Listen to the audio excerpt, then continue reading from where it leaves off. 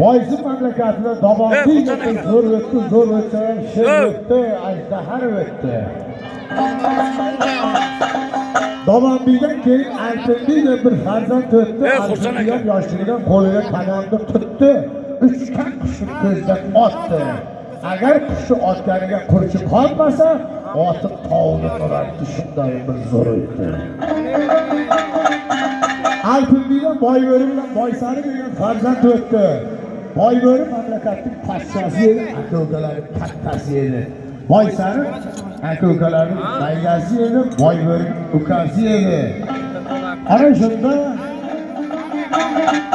Boysari mamlakatning boyi edi. Odamlar Boysarini boy deyishning sababi 90 tog'ay qo'yi bor edi. 90 tog'ay jilqisi bor edi.